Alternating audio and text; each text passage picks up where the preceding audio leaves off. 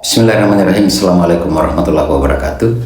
Selamat datang kembali. Pada kesempatan ini kita akan membahas mengenai komunikasi keperawatan. Perkenalkan, saya Abdul Haris, SKPNS MKEP, dosen pengampu mata kuliah komunikasi keperawatan. Pada kesempatan ini tentu adalah menjadi sesuatu yang sangat berharga buat saya karena kita bisa berdiskusi dan membahas mengenai materi-materi yang berhubungan dengan komunikasi itu sendiri. Komunikasi keperawatan itu tidak bisa dipisahkan dari profesi keperawatan. Kenapa? Karena seorang perawat tidak hanya pada kemampuan untuk bagaimana melakukan tindakan dan soft skill yang mereka miliki ketika berhadapan dengan pasien, tetapi kemampuan komunikasi dari seorang perawat itu mampu untuk melakukan sebuah pengkajian. Sebagaimana dalam keperawatan itu kita kenal dengan proses keperawatan dengan langkah awal yang paling mendasar itu adalah pengkajian. Meskipun pada beberapa literatur lain atau dimensi departemen yang ada pada keperawatan itu ada yang memberikan batasan bahwa sebelum pengkajian maka ada upaya disebut dengan prainteraksi dan sebagainya, sebagai sebuah langkah untuk persiapan diri sebelum berhadapan langsung dengan pasien tersebut. Adapun komunikasi yang pada saat ini yang akan kita bahas itu lebih awal dulu tentang apa sebenarnya substansi komunikasi itu sebelum kita masuk untuk membahas tentang komunikasi terapeutik. Oh ya, komunikasi terapeutik itu adalah merupakan sebuah bentuk komunikasi antara pasien dengan perawat, antara perawat dengan pasien, dan itu terjadi sebuah hubungan timbal balik agar memunculkan nilai atau sikap saling percaya di antara perawat dengan klien itu sendiri. Tetapi sebelum kita masuk tentang bagaimana paradigma, bagaimana konsep, bagaimana metode komunikasi terapeutik itu, maka lebih awal dulu kita bahas tentang apa itu daripada komunikasi itu sendiri. Perlu diketahui bahwa komunikasi itu merupakan asal kata dari komunikare. Jadi komunikasi itu sendiri berasal dari kata atau bahasa Latin communicare, ataukah kemudian bisa disebut juga dengan communicatio, yang berarti membuat sama atau berbagi, to share and to make common. Akar katanya adalah berasal dari kata komunal dan atau komunis,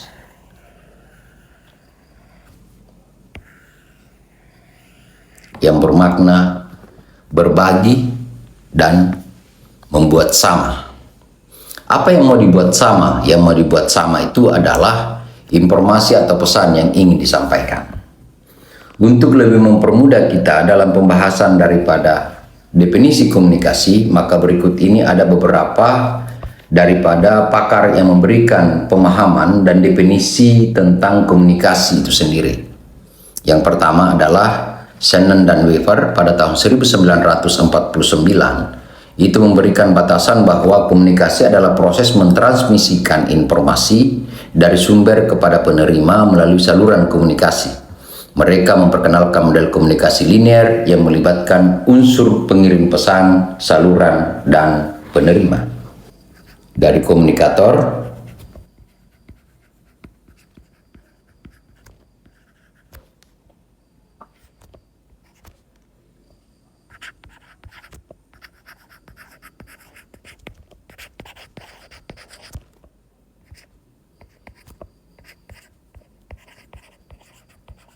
jadi ini secara linear.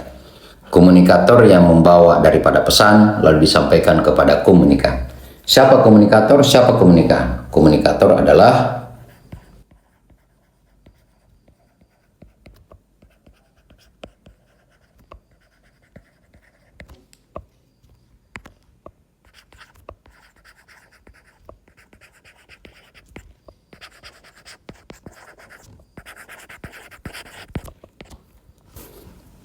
pemberi informasi adalah komunikator, sementara penerima informasi adalah komunikan. Pemahaman yang telah dijelaskan oleh Shannon dan Weaver. Lalu kemudian ada pakar lainnya yakni Harold de la Salle pada tahun 1948 memberikan batasan bahwa komunikasi merupakan siapa mengatakan apa, kepada siapa, melalui saluran apa yang dengan efek apa. Definisi ini menekankan pentingnya elemen-elemen komunikasi seperti pengirim pesan, kemudian pesan itu sendiri, penerima, saluran, dan dampaknya. Ada dampak atau efek, nanti kita akan bahas pada pembahasan yang lainnya. Kita masih masuk pada definisi-definisi menurut pakar tentang komunikasi itu sendiri. Lalu kita bergerak untuk mengetahui definisi komunikasi menurut Wilbur Schramm. Pada tahun 1954, Schramm menggambarkan konsep komunikasi sebagai proses interaktif antara pengirim dan penerima pesan yang mengandalkan saling pengertian antara kedua pihak. Dia sangat menekankan bahwa komunikasi adalah proses dua arah yang melibatkan pengiriman dan penerimaan pesan. Jadi ada proses dua arah. Berarti kalau dia berbicara dua arah, berarti dia akan berbicara tentang feedback.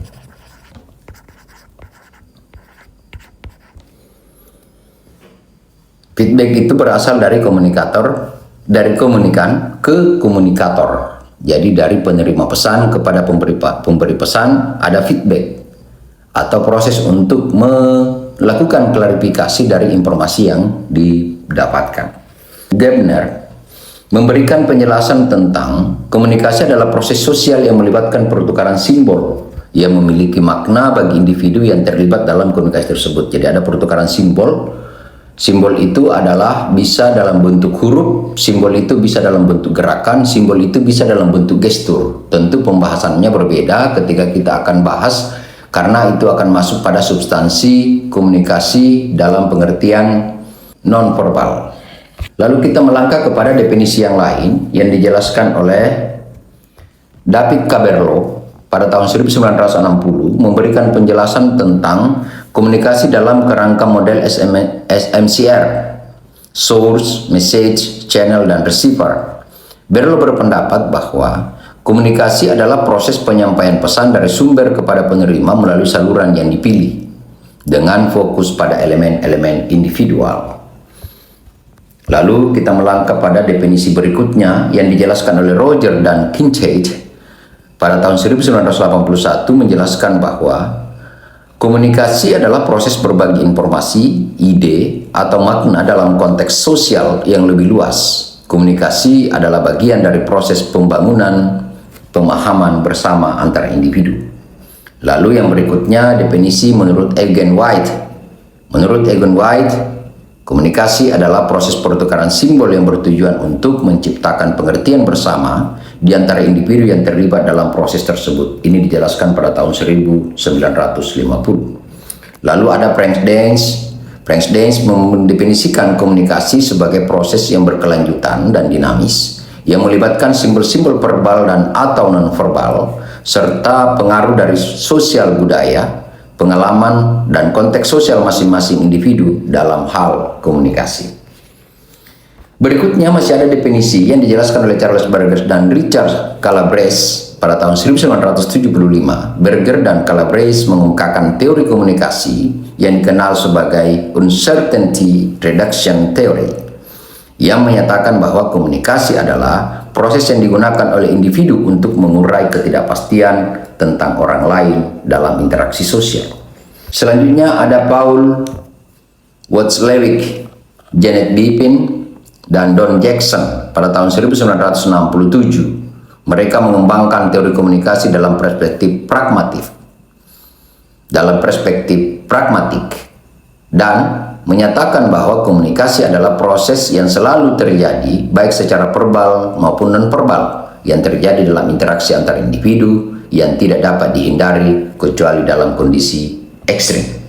Sebuah komunikasi akan terus terjadi dalam individu tersebut dan saling memberikan dan bertukar informasi.